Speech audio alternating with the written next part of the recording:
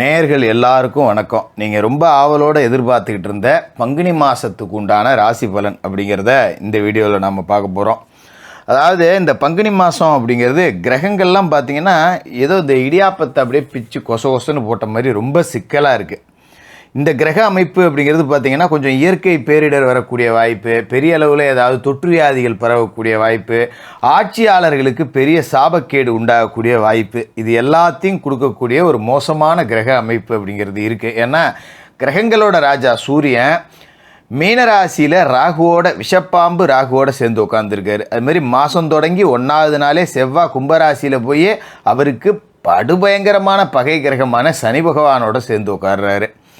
புதன் ராகுவோடு சேர்ந்துக்கிட்டு நீச நிலையில் இருக்கார். 13ஆம் தேதி அவர் வக்கரமாகி இன்னும் பலம் இழந்து போகிறார். சுக்கிரன் 19ஆம் தேதி வரைக்கும் சனியோடு இருக்கார். அதன் பிறகு அவரும் போய் ராகுவோடு சேர்ந்துக்கிறாரு. அப்போ பாதிக்கும் மேற்பட்ட கிரகங்கள் எல்லாமே சர்ப்பதோஷத்தில் போய் ராகுவோட மாட்டிக்குது. குரு பகவான் மேச ராசிலையும் சனி பகவான் கும்பராசிலையும் இருக்காங்க. ராகு மீனத்துலேயும் கேது கன்னிலையும் இருக்காங்க. இப்போ பார்த்திங்கன்னா இந்த மாதத்தில் கிரகங்களோட ராஜா சூரியன், புதன், சுக்கிரன் 3 கிரகங்கள், அதாவது இந்த கூட்டு கிரகங்கள்னு சொல்லக்கூடிய எல்லா கிரகங்களும் போய் ராகுவோட பிடியில் மாட்டிக்குது. அதுமாரி செவ்வாயும் சனியும் ஒருத்தருக்கு ஒருத்தர் பகை 2 பேரும் சேர்ந்துருக்காங்க. இந்த குழப்பமான கிரக நிலைகள் அப்படிங்கிறது உங்களோட ராசிக்கு என்னென்ன பலனை கொடுக்க போகுது, நீங்கள் எதிர்பார்த்து நடக்கலாமா, இந்த மாதத்தில் என்னெல்லாம் செய்யலாம், என்னெல்லாம் செய்யவே கூடாது அப்படிங்கிறது எல்லாத்தையும் இந்த வீடியோவில் நாம் பார்த்துருவோம். ராசி நேயர்களே, உங்களுக்கு இந்த பங்குனி மாதம் எப்படி இருக்குது அப்படின்னு பார்த்தோன்னா, வழக்கமாகவே பங்குனி மாதம் அப்படின்னா கிரகங்களோட ராஜா சூரியன் உங்களோட ஜென்ம ராசிக்குள்ளேயே தான் இருப்பார். இது ஒவ்வொரு பங்குனி மாதமுமே நடக்கும். ஆனால் இந்த பங்குனி மாதத்துக்கு உண்டான கிரகங்களோட நடவடிக்கை, கிரகங்களோட இருப்பு, ராசி மாற்றம் இது எதுவுமே சரியில்லை அப்படின்னு தான் சொல்லணும். என்ன ஜோசியரை எடுத்தோடனே இப்படி சொல்கிறீங்க, இப்போ இந்த மாதம் எதுவும் நன்மை இல்லையா அப்படின்னு கேட்கலாம். பல கண்டங்கள்லேருந்து நாம் தப்பிக்கிறதே பெரிய விஷயம். அதுலேருந்து தப்பிக்கக்கூடிய அளவுக்கு கிரக நிலைகள் அப்படிங்கிறது இருக்குது. அதனால் ஏதோ தலைக்கு வந்தது தலைப்பாயோட போச்சு அப்படிங்கிற மாதிரி இந்த வீடியோவை கேட்டு நடந்துக்கிட்டிங்கன்னா சரியாயிடும். பெரிய அளவில் பாதிப்பு இல்லாமல் நீங்கள் தப்பிச்சிக்கலாம். ஏன்னா இந்த பங்குனி மாதத்துக்கு உண்டான கிரக நிலைகள் அப்படின்னு பார்த்தீங்கன்னா ராசிக்கு அதிபதியான குரு பகவான் மட்டும் நல்ல நிலையில் இருக்கார். அவர் ஒருத்தர் இருக்கிறதே மற்ற கிரகங்கள் சுமாராக இருந்தாலும் கூட அவர் ஓரளவுக்கு பார்த்து சரி பண்ணிடுவார். ஏன்னா ராசிக்கு விரயஸ்தானத்தில் சனி பகவான் இருக்கார், சுக்கிர பகவான் இருக்கார். சனி பகவானுக்கு பகை கிரகமாக இருக்கக்கூடிய உங்களோட ராசிக்கு யோகம் செய்யக்கூடிய கிரகமாக இருக்கக்கூடிய செவ்வாய் இருக்கார். இத்தனை கிரகங்கள் உங்களோட ராசிக்கு விரயஸ்தானத்தில் மாட்டியிருக்கு. ராசிக்குள்ளேயே புதனும் சூரியனும் இருக்காங்க. சுக்கிரனும் ராசிக்குள்ளே 19ஆம் தேதிக்கு மேலே வருவார். இதில் 13ஆம் தேதி புதன் வக்ரகதி அடைகிறாரு ராசிக்குள்ளேயே.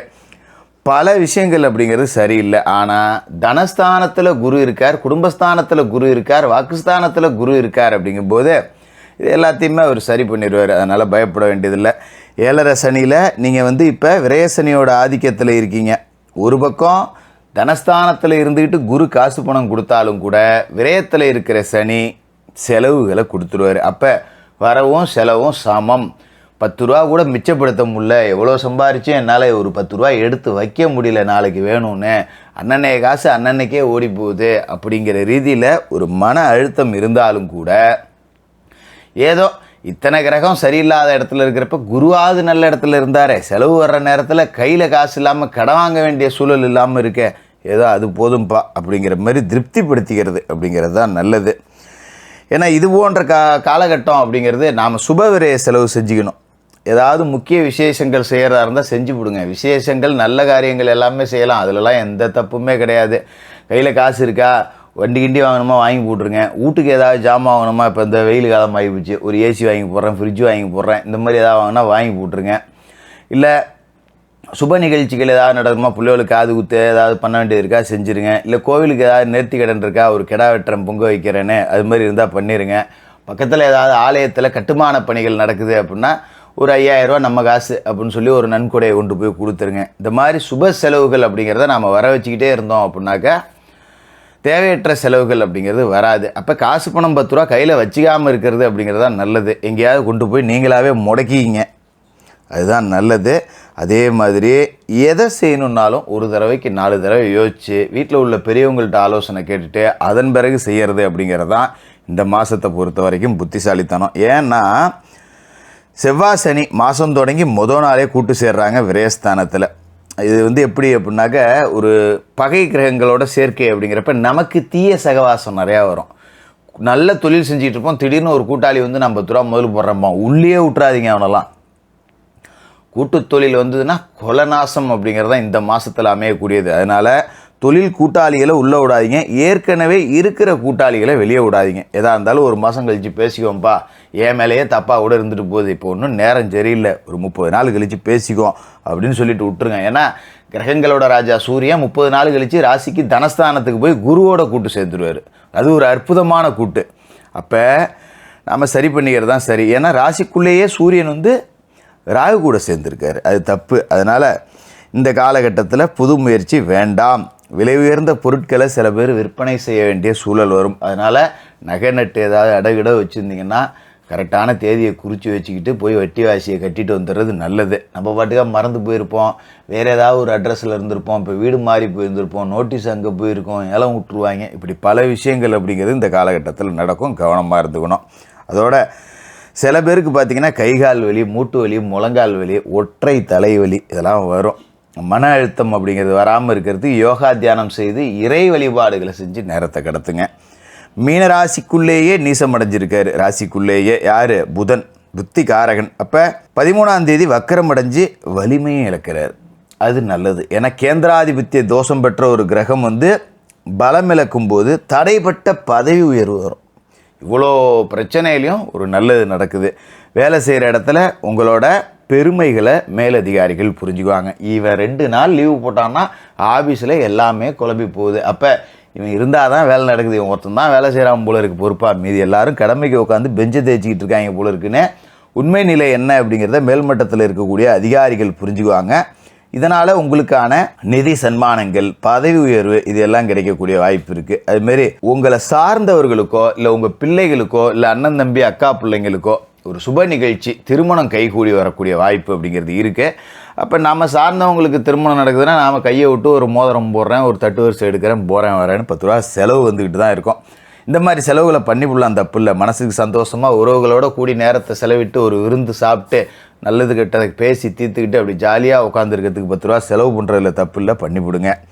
பங்குனி 19 சுக்கிர பகவான் உங்களோட வீட்டுக்கே வந்து உச்சமடைகிறாரு. 3க்கும் 8க்கும் அதிபதியான சுக்கிரன் உச்சமடைகிறாருங்கிறது சுமார். ஏன்னா அஷ்டமஸ்தானத்துக்கு அதிபதி உச்சமடையும் போது கொஞ்சம் குடும்ப பிரச்சனை கொடுக்கும். எதையுமே பார்த்தீங்கன்னா நம்ம ஒரு கொள்கையை வச்சுருப்போம், இதை செய்யக்கூடாது இதை செய்யணும் அப்படின்னு. அந்த கொள்கையோடு நம்மளால் நடந்துக்க முடியாது. நேரத்துக்கு தக்கன தான் முடிவு நாம் எடுக்க முடியும். அதாவது நம்ம போக்குக்கு எந்த நிகழ்ச்சியுமே நடக்கும், இழுக்கிற இழுப்புக்கு நாம் தான் கூட போய் ஆகணும். எதுவுமே நாம் திட்டம் போடுற மாதிரி நடக்காது. நடக்கிற பக்கத்துக்கு நம்ம ஓடிக்க வேண்டியதுதான், வேறு வழி அப்படிங்கிறது இந்த மாதத்தில் இல்லை. இதுமாரி பொது வாழ்க்கையில் இருக்கிறவங்களுக்கு பொறுப்புகள் மாற்றப்படக்கூடிய வாய்ப்பு இருக்குது. அரசியல்வாதிகள் ரொம்ப கவனமாக இருக்கணும். இந்த நேரத்தில் ஒரு கட்சி மாறுறது, இல்லை கட்சிக்குள்ளேயே சண்டை போட்டுக்கிறது, இல்லை எதிர்கட்சிகளை ஆதாரமற்று விமர்சிக்கிறது, சமூக வலைதளங்களில் அவதூறு கருத்துக்களை பரப்புறது, இந்த மாதிரியான வேலைகள் அப்படிங்கிறதெல்லாம் வச்சுக்கக்கூடாது. தேவையற்ற பிரச்சனைகளை சந்திக்க வேண்டிய சூழல் அப்படிங்கிறது வரும், கவனமாக இருக்கணும். அதோட மாதம் முழுக்க சூரியன் ராகு கூட்டணி ராசிக்குள்ளேயே இருக்குது அப்படிங்கிறதால கொஞ்சம் கடன் அதிகமாகும். ஏன்னா ராசிக்கு 6க்கு அதிபதி சூரியன், கடனை குறிக்கக்கூடிய இடத்துக்கு அதிபதி ராசிக்குள்ளே வந்து ராகுவோட பிடியில் இருக்காருங்கிறதால 10 ரூபா கடன் வாங்க வேண்டியது இருக்கும். சக பணியாளர்கள்கிட்ட உங்களோட முன்னேற்றங்கள், குடும்ப விவகாரங்கள், வருமானம், தொழில் இது குறித்து சொல்லவே கூடாது. நான் என்னதான் நண்பனாக இருந்தாலும் தொழிலில் 10 ரூபா என்னடா வருது அப்படிங்கிறத பகிர்ந்து வேண்டாம். தேவையற்ற பிரச்சனைகள் வரும், அதில் கொஞ்சம் கவனமாக இருந்துங்க. இந்த மாதங்கிறதே ஒரு பரிகாரம் பண்ணக்கூடிய மாதம் தான். ஏன்னா சர்ப்பசாந்தி பரிகாரங்கள் அப்படிங்கிறதே சரியாக பண்ணிங்க. ராசிக்குள்ளே ராகுவும் கலத்திரத்தில் கேதுவும் இருக்காங்கிறப்ப கணவன் மனைவி பிரச்சனை வரும், கொஞ்சம் விட்டு கொடுத்து போங்க. இல்லைன்னா ஒரு தற்காலிக பிரிவு ஏற்படக்கூடிய வாய்ப்பு அப்படிங்கிறது கூட இருக்குது. அதனால் தினமும் குளித்து முழுவிட்டு விநாயக பெருமானை வணங்குங்க, முருகப்பெருமானை வணங்குங்க. மாதத்தில் ஒரு நாள் உங்கள் குலதெய்வ கோயிலுக்கு போயிட்டு வாங்க. குலதெய்வம் தெரியாதவங்க இஷ்ட தெய்வம் எல்லா தெய்வம் கோயிலுக்கு போய் வணங்கலாம்.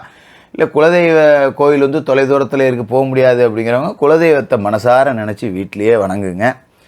உங்களால் முடிஞ்ச போதெல்லாம் ஏழைபாளைகளுக்கு அன்னதானம் பண்ணுங்கள். ஏதோ ஒரு இந்த 30 நாளில் ஒரு 10 பேர்த்துக்காவது 3 நாளைக்கு ஒருத்தருக்கு ஒரு அன்னதானம் பண்ணுங்கள். இதை செஞ்சிட்டாலே இந்த பிரச்சனைகள் எல்லாத்துக்குமே ஒரு நல்ல தீர்வு அப்படிங்கிறது இருக்கும். பங்குனி உத்திர தினத்தில் முருகப்பெருமானோட அறுபடை வீட்டில் ஏதாவது ஒரு வீட்டுக்கு போய் வணங்குங்க. இல்லை தொலைதூரம் போக முடியாதுங்கிறவங்க பக்கத்தில் இருக்கிற முருகப்பெருமானோட ஆலயத்துக்கு போய் முருகப்பெருமானுக்கு ஒரு பாலாபிஷேகம் செஞ்சு வணங்கிட்டு வாங்க. இந்த பங்குனி மாதம் அப்படிங்கிறது சோதனைகளை தாண்டி சாதனை படைக்கக்கூடிய மாதமாக இருக்கும். மீனராசிக்காரர்களுக்கு வாழ்த்துக்கள்.